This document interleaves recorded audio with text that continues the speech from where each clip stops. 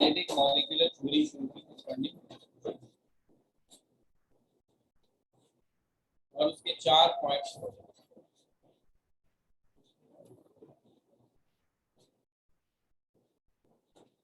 चौथा पॉइंट था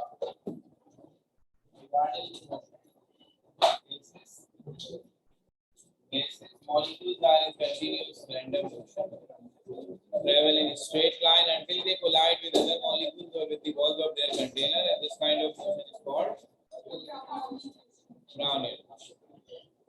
मैंने कहा था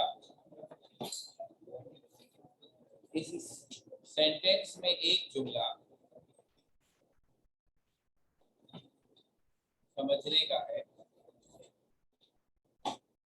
और वो है why we insist that the molecules travel in a straight line, or how can we be sure about it if they travel in a straight line. तो इसका जवाब है आपके पास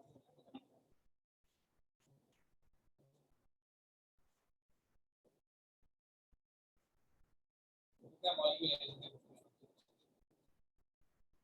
तो हम भी नहीं चला जाएगा याद नहीं चला जाएगा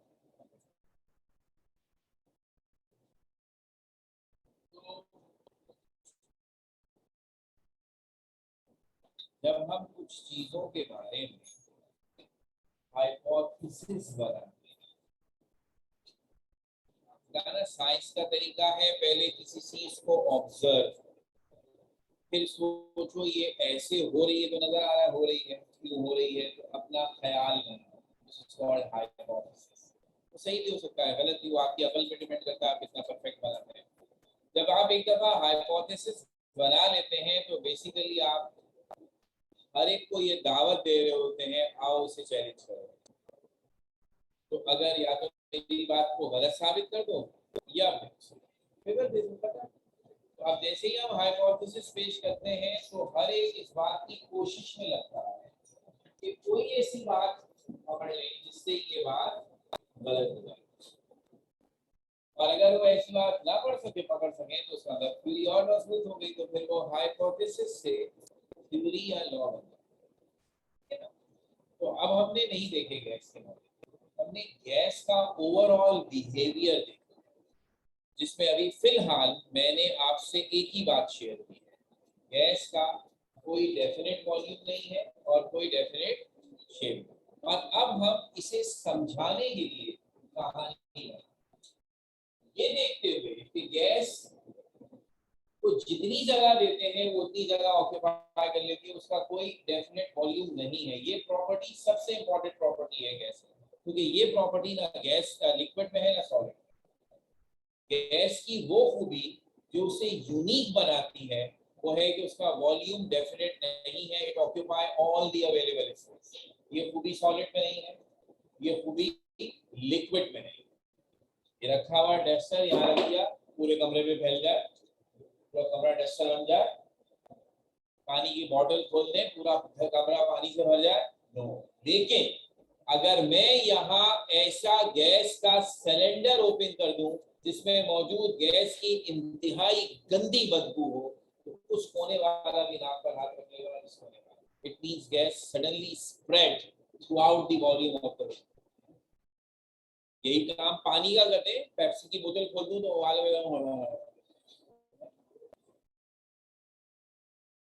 तो नहीं क्या वहां तक। लेकिन अगर गैस खुशबू या बदबू, क्योंकि वो मैं सेंस कर सकता हूँ ना, जो मैं सेंस नहीं कर सकता उसके बारे में नहीं कर सकता, या कलर्ड गैस हो तो वो तेजी से नजर आएगी, वो गैस कि वो तेजी से स्प्रेड होकर पूरे कमरे में फैलेगी।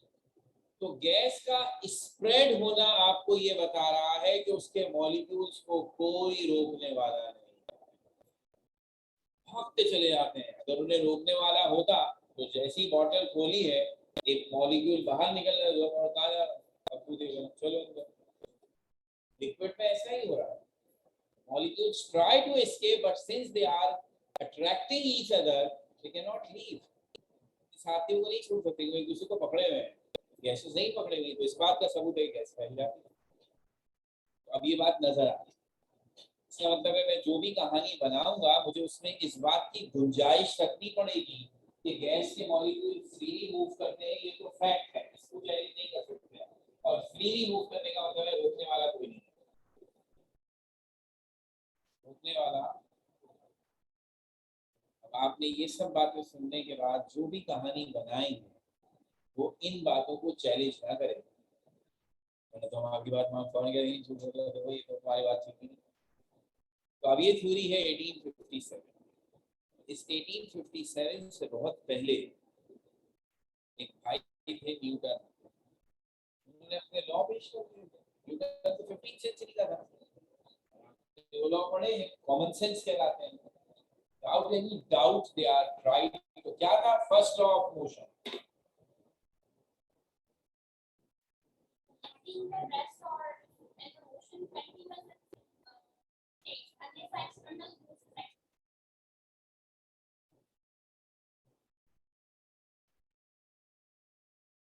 कोई बात भूल गई तो मुझे चाहिए, बिल्कुल सही है, एग्जैक्ट सही है। एक लफ्ज गायब हो गया और वो लफ्ज मुझे इस वक्त नहीं चाहिए। मैं याद दिलाता हूँ, मैंने भी मैट्रिक में रट्टा मारा, बड़ा बेहतरीन।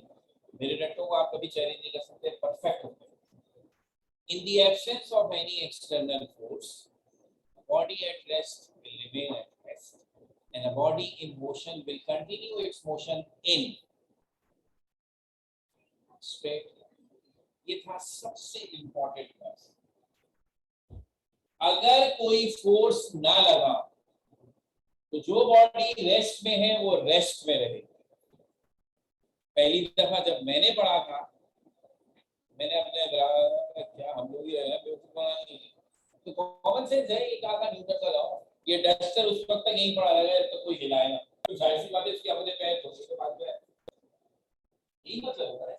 देखा है तो कॉमन सेंस, खुद से थोड़ी भाग जाएगा, कोई हिलाएगा तो जाएगा ना भाई। तो जब तक मैं फोर्स नहीं लगाऊंगा जाए वही पड़ा।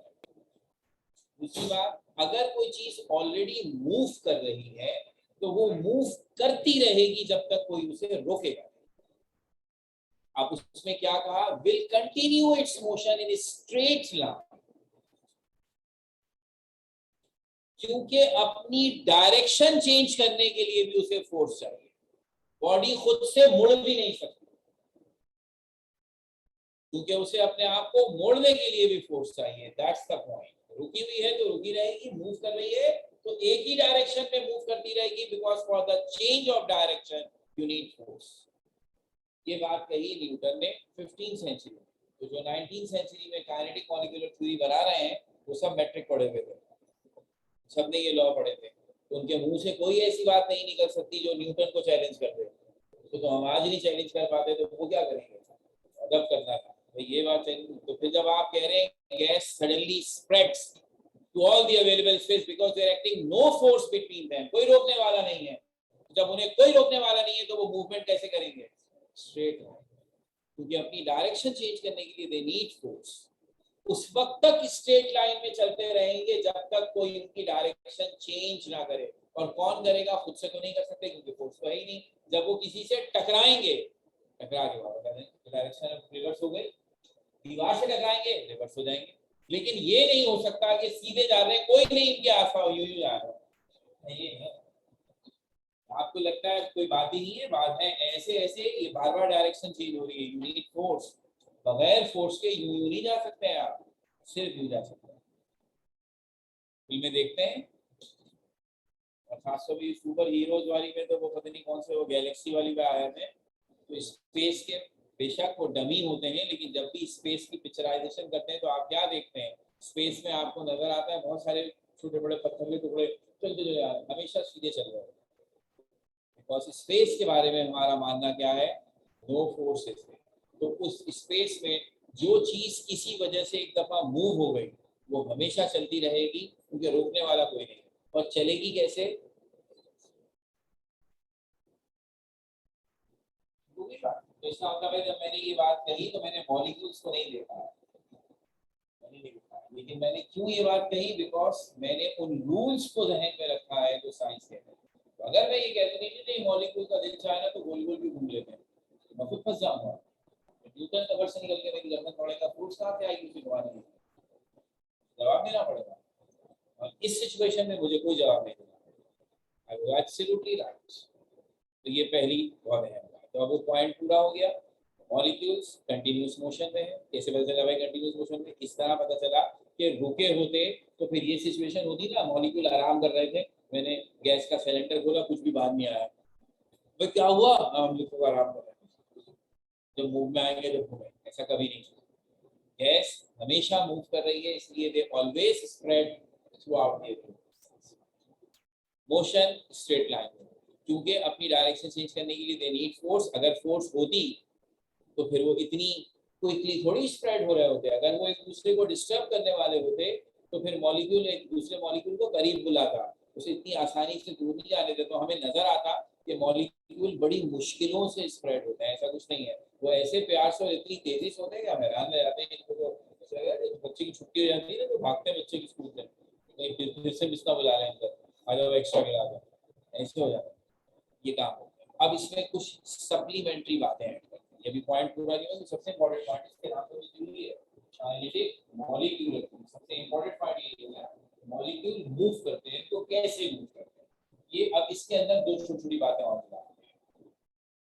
इससे पिछले वाले पॉइंट में कहा था गैस के मॉलिक्यूल एक दूसरे से बहुत दूर दूर, their size is very small as compared to the distance between them। और मैंने कंपैरिजन देते हुए आपसे कहा था कि roughly speaking on average room temperature पर मॉलिक्यूल्स एक दूसरे से इतनी दूर दूर हैं कि उनके बीच में इतना गैप है जिसमें उन जैसे 300 मॉलिक्यूल हैं।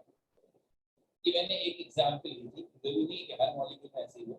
ऑन एवरेज गैसेस के दरमियान इतने बड़े बड़े गैप, ये गैप इनका नाम, और वो नाम है फ्री पाथ। एक गैस में मॉलिक्यूल के दरमियान जो खाली जगह है उसका नाम है फ्री पाथ। फ्री का मतलब फ्री में मिल जाता, वो वाला फ्री नहीं, फ्रीडम वाला फ्री, इंडिपेंडेंट। तो फ्री पाथ, पाथ रास्ते को कहते हैं, इंडिपेंडेंट रास्ता यानी वो जगह जहां किसी का कोई इन्फ्लुएंस नहीं है। इट्स द पाथ और the space available to all, खाली जगह, सिंपल अल्फाज में खाली जगह किसी की भी नहीं है। तो दो मॉलिक्यूल्स के बीच में जो खाली जगह है वो कहलाती है फ्री पाथ।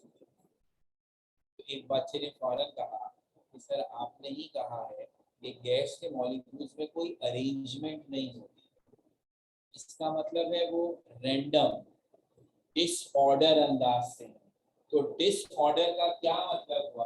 क्या डिसऑर्डर का मतलब ये हुआ कि बहुत सारे मॉलिक्यूल्स बनाओ जो एक दूसरे से इक्वल डिस्टेंस पर हो, इसको डिसऑर्डर कहोगे या इसको कहेंगे जिसमें कोई करीब कोई, इन दोनों में से डिसऑर्डर कौन सा है? इतना खूबसूरत पैटर्न कि सब एक दूसरे से इक्वल डिस्टेंस हो, ये तो ऑर्डर्ड कहलाता है। तो ये है डिसऑर्डर। तो अगर ये डिसऑर्डर है तो इसका मतलब है हर मॉलिक्यूल दूसरे से इक्वल डिस्टेंस पे नहीं है, कोई बहुत करीब है, कोई बहुत दूर है। तो ये फ्री पाथ कहां से आया? इसका फ्री पाथ बहुत थोड़ा सा है, इसका फ्री पाथ बहुत ज्यादा है। तो अब ये जो डेफिनेशन बना रहे हैं खाली जगह दो मॉलिक्यूल के बीच में, ये तो मीनिंगलेस हो गई। किसी की बहुत कम हो गई, किसी की बहुत ज्यादा, क्योंकि molecules are randomly distributed throughout space. हमने कहा बिल्कुल सही है, इसलिए हमारी बात पूरी होने दें।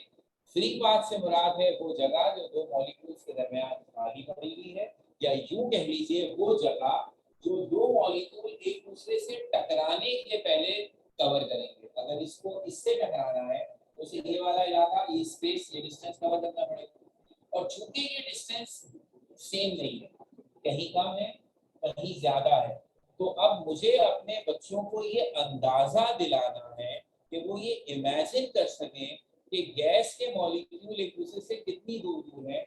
तो मैं क्या करूं, उनका तो डिस्टेंस एक सा है ही, किसी का कम है किसी का ज्यादा है, तो मैं कैसे इमेजिनेशन दिलाऊं? तो अब्बू ने पूछा हाँ बेटा पढ़ाई कैसी जा रही है, केमिस्ट्री कैसे पढ़ रहे हैं? केमिस्ट्री के 10 टेस्ट हो गए थे, किसी में कम नंबर आए थे किसी में ज्यादा आए थे, कैसे बताएंगे आपकी केमिस्ट्री की प्रोग्रेस? तो अगर आप बच्चे बताएंगे तो वो वाले टेस्ट बताएंगे जिसमें अच्छे नंबर आए थे, मेरे जैसे टीचर से पूछेंगे तो वो वाले बताएंगे जिसमें कम आए थे। ना वो फेयर है ना ये फेयर है। फेयर क्या है, इस सबका एवरेज लिया है। ध्यान में से परसेंटेज या एवरेज लेते हैं तो वो सबका कंबाइन इफेक्ट बता देता है।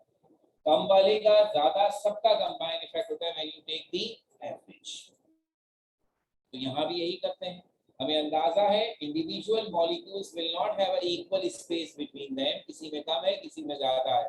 तो गिव यू द इम्पैक्ट कि सब में ओवरऑल कितनी जगह खाली है, तो हम सारे मीन फ्री स्पेसेस का एवरेज लेते हैं। तो फिर वो लफ्ज कहलाता है mean free path. Mean is for average, average का दूसरा नाम है मीन। ठीक है ना, पढ़ा होगा मैथ्स में, मीन निकालना, मीन से एवरेज निकालना।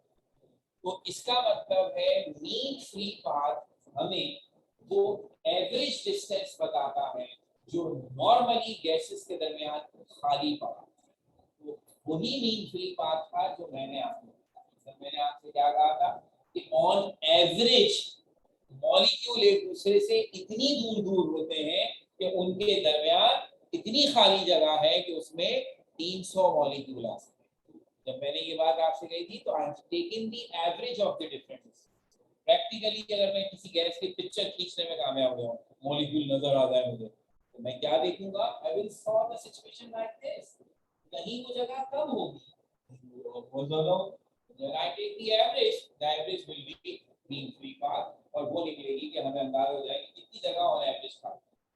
तो ये लफ्ज हमें बताता है क्या, कि एक गैस में खाली जगह कितनी है। तो mean free path give you the average distance between the molecules available, या the average distance which a molecule must travel before it collide with the other।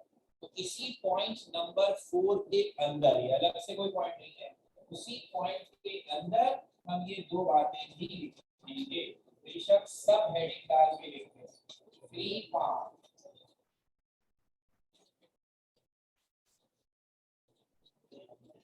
Distance traveled by molecule or it collide with other molecules। और दूसरा वाला mean free path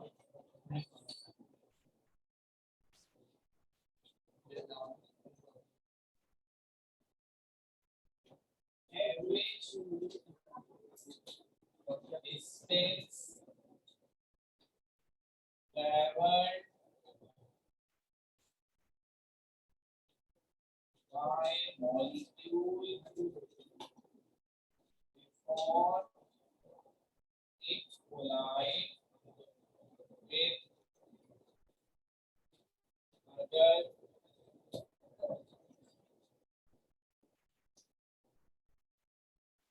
ये सबसे important और सबसे बड़ा point number 4 था।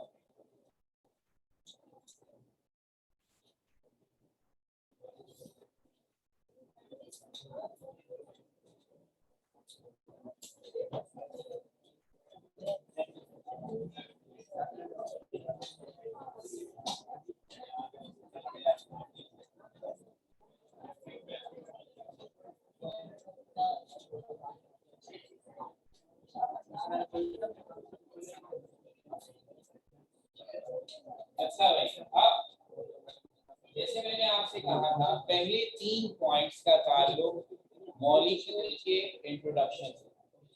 मॉलिक्यूल क्या होते हैं, उनकी कोई अरेंजमेंट नहीं होती, और उनका साइज बहुत छोटा है और उनका डिस्टेंस बहुत है, सारी बातें। अब ये पॉइंट नंबर 4 से हमने एक नई बात शुरू की, मॉलिक्यूल इन मोशन। अब उनकी मूवमेंट की कुछ बातें हो गई, बाकी अब होंगी, बात से बात निकलेगी। अब क्या निकलेगी बात, इस पॉइंट पे हमने क्या लिखा था, gases molecules are in continuous motion, they travel in a straight line until they collide। अब आ जाए इस तरफ, collide टकराना।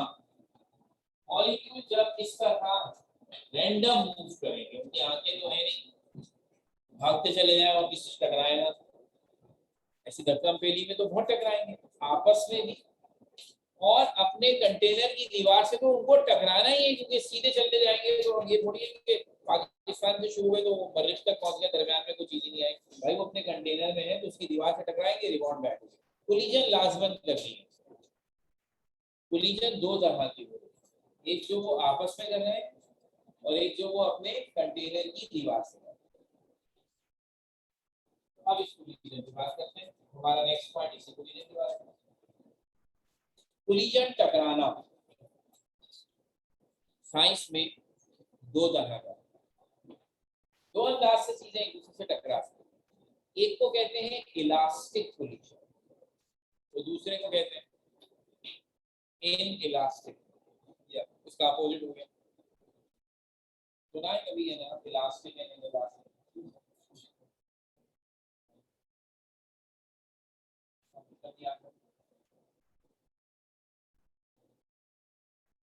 मॉलिक्यूल को बाद में देखते हैं, रियल लाइफ के बारे में। जो चीजें आपस में टकराएं, वन पॉसिबल इम्पैक्ट, वो आपस में टकराएं जैसे दो गाड़ियां सड़क पर टकरा जाए। गाड़ी क्या होता है, ऐसे टकराती है, रिबाउंड होकर वापस चली जाती है। और accident, after the accident, what we observe is a damage in the body of both the cars. शीशे टूटे, गाड़ी डैमेज हुई। दिस इज inelastic collision, जिसके नतीजे में कोलाइडिंग ऑब्जेक्ट अपना मास भी लॉस करते हैं और एनर्जी भी। अच्छे खासे खास स्पीड से चल रहे थे, टकराने के बाद रुक जाएंगे, इम्पैक्ट से उनकी वेलोसिटी भी रुकेगी और टूट फूट भी मचेगी। तो ऐसी कोलिजन जिसके नतीजे में एनर्जी और मास जाया हो जाए, इट्स इनइलास्टिक। और एक और कोलिजन है, आपके हाथ में टेनिस की बॉल, आप उसे हाथ में पकड़ के ऐसे दीवार पर मारें, दीवार के टुकड़े हो जाएंगे, ball will rebound back to your hand. मैंने बॉल में नहीं मेरे हाथ में, जेब में रखी है, कोई भी आगे बताए तो दीवार पे किसी को कुछ किया, टेनिस की बॉल से उसको कोई बात ही नहीं पड़ा, बदल भी नहीं आएगा, पेट भी नहीं उखड़ेगा। नोबडी कैन टेल कुछ बात है, बहुत जैसी दीवार पहले थी अभी वैसे ही है। बॉल जिस वेलोसिटी से आपने फेंकी थी उसी से वापस आ गई। No change in energy, no change in mass, this is called elastic collision. Elastic collision में जो दो चीजें टकराती हैं, उनका total mass, total energy before and after collision will remain same. Inelastic collision में जो दो चीजें टकराती हैं, before and after collision their mass और एनर्जी और both will not remain same. दोनों तरह की कोलिजन्स की सैंपल लाइफ में मौजूद है। अब हमारा क्वेश्चन है, गैस के मॉलिक्यूल जब टकराते हैं आपस में या अपने दीवार कंटेनर की दीवारों से, तो वो कौन सा कोलिजन होता है? जवाब बड़ा आसान है, दोनों में से कोई भी कह दें। हमें कौन से मॉलिक्यूल नजर आ रहे हैं जो हम परेशान हैं? आपने फौरन कह दिया इलास्टिक, देखा है आप? कोई भी जवाब देना तो बड़ा आसान है, जस्टिफाई करना आसान है। आपको कैसे पता चला? तो जवाब यही, हम कहते हैं molecules collide with each other or with the walls of their container and their collision is perfectly elastic, that they will not lose their mass or energy before and after collision.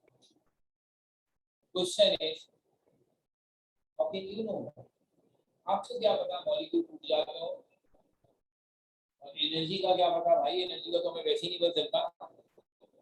तो ये ऐसी surety कहाँ से आ गई आपके पास, energy molecule के ना energy को कुछ होता है ना मास को कुछ होता है?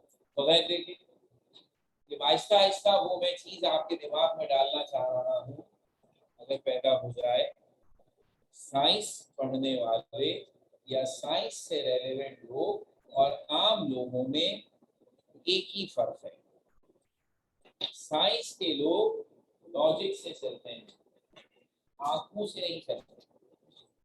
आम आदमी की नजर में वो सही है जो नजर आता है, उसकी नजर नहीं आ रही उस पर मैं क्यों यकीन करूँ? साइंस वाले कहते हैं यकीन करने का ताल्लुक दिमाग से है, आंख से नहीं। आंखों वाली चीज को तो हम धोखे में ला सकते हैं भाई, दिमाग को धोखा नहीं दे सकते। आंखों को तो धोखा देते हैं ना हम। फिल्मों में कितनी दफा हीरो मार दिया अपने अगली फिल्म में, फिर आया था। ऐसे पिक्चराइज करते हैं ना, चलो हमारे वाले तो अभी बेचारे सीख रहे हैं, हॉलीवुड वाले फिल्म बनाते हैं तो लगता है ना असल में हो रहा है। हमारे सुपर हीरो जो है वो हवा में उड़ते हुए दिखते हैं ना, असल में उड़ रहे हैं, कुछ बना रहे हैं। आप देखिए कैसा जबरदस्त बेवकूफ बना रहे हैं। एक एक फिल्म इतना कमा लेती, इतना पाकिस्तान का बजट नहीं है। पूरे पाकिस्तानी मिलके साल भर में इतना पैसा नहीं कमाते जितनी ये सुपर हीरो वाली फिल्में कमा लेती है। फिल्म देखो तो हंसी आती है क्या है, लेकिन किस चीज के पैसे हैं? इस तरह से आपके सेंसेस आंखों को बेवकूफ बनाते हैं। क्या बच्चे को अब दूसरे दिन स्पाइडरमैन और कैप्टन अमेरिका बने, ऐसी होगा। तो दिस इज व्हाट वी से, आम लोगों को इसलिए बेवकूफ बनाया जा सकता है कि वो इस पे यकीन करते हैं, साइंस वाले को नहीं करते इस पे। तो अब हमने नहीं देखा, कोई बात नहीं, कल से साबित करेंगे। कल से कैसे साबित करेंगे? अब देखें। नंबर वन, साबित ये करते हैं कि जब मॉलिक्यूल आपस में टकराए तो उनके मास में कोई फर्क नहीं पड़ता। पहले ये साबित करें। कमरे में आप बैठे, मैं बैठा हूँ, आज ही की अभी की बात कर लेते हैं, पहले जमाने की छोड़ो, 10-15 मिनट तो हो गए। इस कमरे में जो मॉलिक्यूल मौजूद होंगे धड़ टकरा रहे हैं, और 1 2 6 8 15 20 नहीं है भाई, trillion trillion trillion trillion trillion trillion trillion molecule है। और एक एक सेकंड में पता नहीं कितने ट्रिलियन ट्रिलियन ट्रिलियन दफा टकरा रहे हैं। हर दफा टकराते हुए मॉलिक्यूल टूट जाता है, यही कहना चाह रहे हैं ना, टूट जाता है। तो कौन से मॉलिक्यूल थे हवा में? ऑक्सीजन। टूटने के बाद भी ऑक्सीजन रहेगा ना, ऑक्सीजन का मॉलिक्यूल जाया। इसका मतलब जितनी देर आप इस कमरे में बैठे रहेंगे ऑक्सीजन कम होती जाएगी, वो तो टूट टूट के खत्म हो रही है। तो 10 मिनट के बाद तो सांस लेने में भी प्रॉब्लम हो जाएगा। सब हो रहा है नहीं? अब पूरी दुनिया का सोचे ना भाई, अब तक तो पूरी दुनिया से ऑक्सीजन के सारे मॉलिक्यूल टूट टूट कर खत्म हो जाने चाहिए, क्योंकि दुनिया की उम्र जो है एक अंदाजे के मुताबिक इंसान की उम्र, यानी फर्स्ट ह्यूमन बीइंग जमीन पर आए हुए साइंस के हिसाब से 10,000 से ज्यादा ईयर्स गुजर चुके हैं। यानी हजरत आदम अलैहिस्सलाम के आने से लेकर अब तक अकॉर्डिंग टू दी साइंस कम से कम 10,000 साल हो चुके हैं। इतने हजार सालों में तो ऑक्सीजन पहले खत्म हो जानी चाहिए थी। और हमारा हिसाब कह रहा है there is a constant percentage of oxygen in air.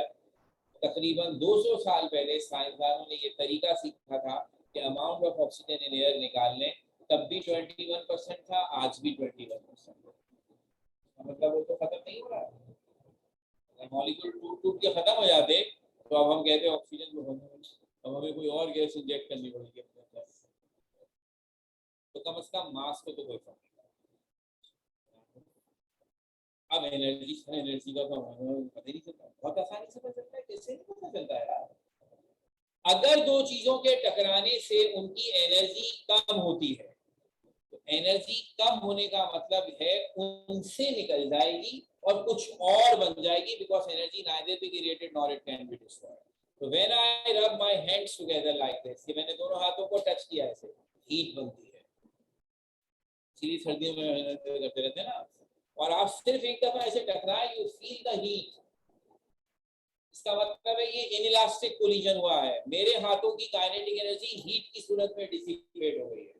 तो अगर मॉलिक्यूल्स के टकराने से भी ऐसे हीट डिसिपेट हो रही है, तो मतलब समझते हैं इसका, इस वक्त इस कमरे में ट्रिलियन ट्रिलियन ट्रिलियन मॉलिक्यूल्स टकरा रहे हैं, हर एक से हीट निकले तो हम तो तंदूर बन जाएंगे। 1 मिनट के अंदर इस कमरे में इतनी हीट जमा हो जाएगी कि हम सबका पता नहीं चलेगा कहाँ गए। हो रही है, there is a constant temperature in the room.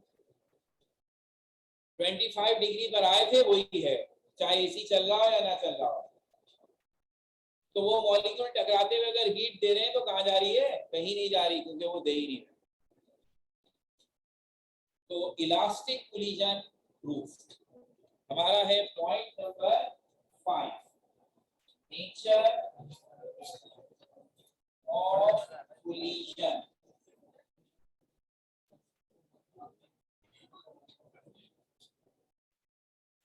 Collision between gas molecules.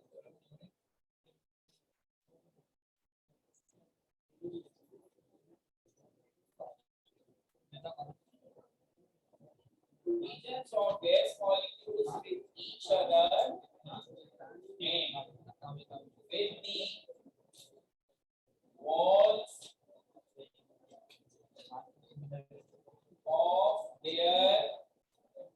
container is perfectly elastic.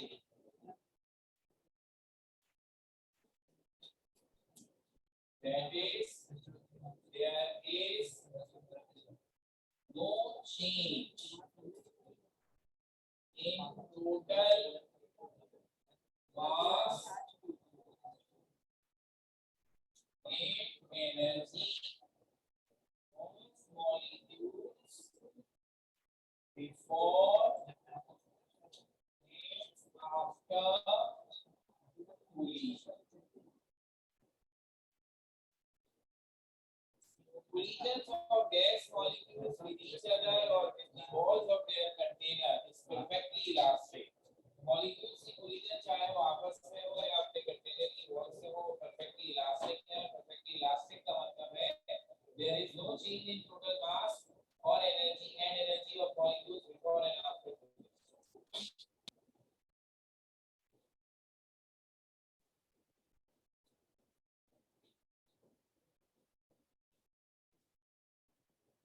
और अब एक बात खुद ब खुद इन सारी बातों से हमने कह दी, और वो क्या है? पॉइंट नंबर 4 में जब हमने कहा कि molecules always travel in straight line because there exist no force between them, तो ये बात असल में फर्स्ट लॉ ऑफ मोशन के मुताबिक है। और जब हम यहाँ कह रहे हैं कि मॉलिक्यूल आपस में टकराते हैं तो रिफ्लेक्ट बैक हो जाते हैं, रिबाउंड बैक हो जाते हैं, according to law third law of motion. Third law of motion है for every action there is an equal and opposite reaction. इसका मतलब है मॉलिक्यूल्स की मूवमेंट लॉज ऑफ मोशन को फॉलो करता है। तो लॉज ऑफ मोशन का लफ्ज मैंने लिख दिया लॉज ऑफ मैकेनिक्स के की। लॉज ऑफ मोशन मैंने या लॉज ऑफ मैकेनिक्स मैंने की।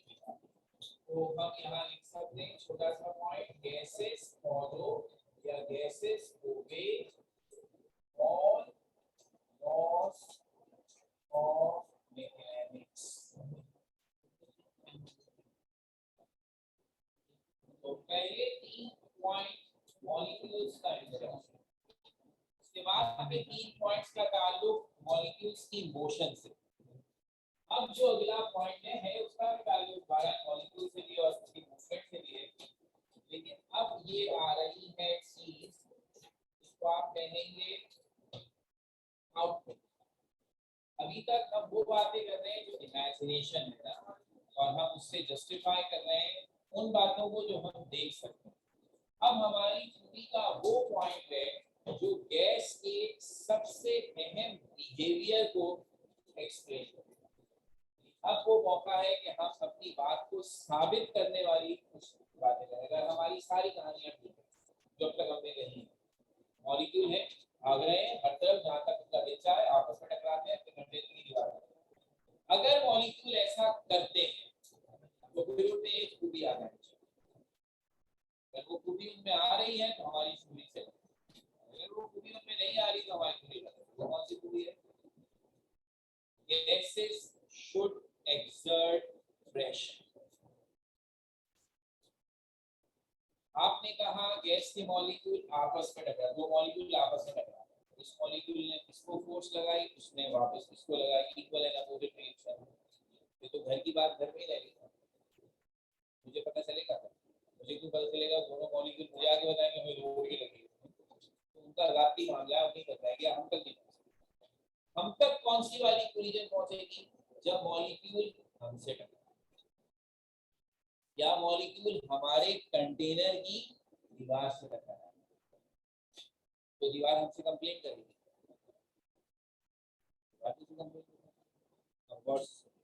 मैंने टेबल टेनिस की बॉल ली थी या टेनिस की बॉल ली थी, सॉफ्ट होती है, और इस दीवार पर जो पत्थर की लगी हुई ऐसे करके मारी थी और बॉल मेरे हाथ में वापस आ गई।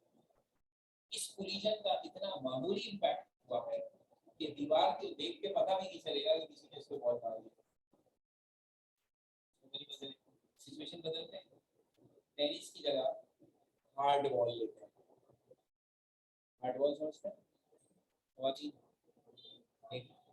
टेनिस की बॉल होती है बड़ी सॉफ्ट होती है, ऐसे करके आपके मुंह पे भी मारते को फर्क नहीं पड़ेगा, और जिस बॉल से एक्चुअल क्रिकेट खेली जाती है वो जरा हार्ड बॉल होती है, उसका मटेरियल सख्त होता है, अगर वो लग जाए किसी को तो वो आदमी लग जाता है दीवार से। अब वो बॉल लेते हैं, और अब ये सीमेंट वाली दीवार नहीं लेते, वो शीशे वाला हिस्सा लेते हैं दरवाजे, और अब वो हार्ड बॉल शीशे पर मारते हैं, टकरा कर बॉल वापस आ जाती है। अब इस बात की उम्मीद है, अगर आपने बहुत हल्के से मारी है तो शायद बर्दाश्त कर ले, लेकिन अगर आपने एक नॉर्मल स्पीड से भी वो हार्ड बॉल शीशे पे मार दी, शीशा, उसके बाद आप बॉल जेब में रख के कोने पे खड़े हो जाएंगे तो भी पूरी दुनिया जो जो गुजरेगा वो बता देगा इस दीवार के साथ कुछ हुआ है, बिकॉज इम्पैक्ट नजर आ रहा है। ठीक है, तो अगर मेरे मॉलिक्यूल दीवार से टकराते हैं, गैस के मॉलिक्यूल कंटेनर की दीवार से टकराते हैं, तो कभी ना कभी तो ऐसा होगा कि उनका इम्पैक्ट एक मॉलिक्यूल के टकराने से तो कुछ नहीं होगा, जैसे मैंने कहा एक साथ ट्रिलियन ट्रिलियन ट्रिलियन मॉलिक्यूल्स टकराएं और मेटल की दीवार से ना टकराएं, थोड़ी वीक दीवार बना दें, तो आप एक्सपेक्ट करेंगे कि गैस का इम्पैक्ट इतना जबरदस्त होगा कि वो अपने कंटेनर को भी उसी तरह एक्सप्लोड कर दे जैसे मेरे शीशे को किया गया है। अगर ऐसा कभी भी नहीं हुआ, गैस की क्या औकात कि वो किसी चीज को इस तरह एक्सप्लोड कर सके, तो फिर आपकी थ्योरी गलत है। और अगर मैं ये देखूं कि नहीं नहीं नहीं नहीं गैस सिलेंडर एक्सप्लोड हो जाते हैं, तो उनके अंदर कोई कैप्टन अमेरिका थोड़ी चला जाता है जो सिलेंडर फाड़ देता है, गैस अपना इतना जबरदस्त इम्पैक्ट बनाती है कि सिलेंडर एक्सप्लोड होता है, तो फिर मेरी थ्योरी सही हो जाएगी। तो मेरी थ्योरी ने कहा यस, गैसेस एक्सर्ट प्रेशर, और इस प्रेशर का ताल्लुक दो बातों से, कितने मॉलिक्यूल दीवार से टकरा रहे हैं और टकराना इम्पैक्ट। फिजिक्स में इसके लिए लफ्ज इस्तेमाल होता है मोमेंटम। क्या फॉर्मूला है? Mass into velocity. जब कोई मूविंग ऑब्जेक्ट किसी से टकराता है तो वो जो धक्का लगाता है, इंपल्स ऑफ फोर्स लगाता है, वो दो चीजों पे डिपेंड करता है, टकराने वाली मूविंग ऑब्जेक्ट की वेलोसिटी कितनी है और मास कितना है, दोनों कम है तो इम्पैक्ट ना होने के बाद, दोनों कम है, बॉल टेनिस की बॉल मास कितना है मामूली सा, और हल्की सी वेलोसिटी नहीं ऊपर के मैंने मार दिया, मुझे ही मार दिया, मैं कैच कर लूँ, नो इम्पैक्ट। मास भी कम, वेलोसिटी भी कम, एक चीज बढ़ा देता हूँ, मास अभी भी कम, कितना कम, इस चीज का बुलेट, पिस्तौल की गोली कितनी सी, हाथ से नहीं फेंकूंगा, आप तो कैच कर लेंगे, बुलेट से फायर हो तो क्या चीज आएगी, मास तो वही रहा, वेलोसिटी इनक्रेडिबल हो जाती है। अब इतनी तेज वेलोसिटी से वो छोटी सी गोली आपके पास आएगी, ऐसे कैच कर लेंगे, साउथ इंडिया की हीरो है, ऐसे आएगी तो यहाँ खिड़की बना के निकल जाएगी, बिकॉज ऑफ दी वेलोसिटी। मास तो वही है ना, अगर गन की जगह हाथ से फेंकते तो आप कैच कर लेते, नो प्रॉब्लम, वेलोसिटी की वजह से it will have an impact.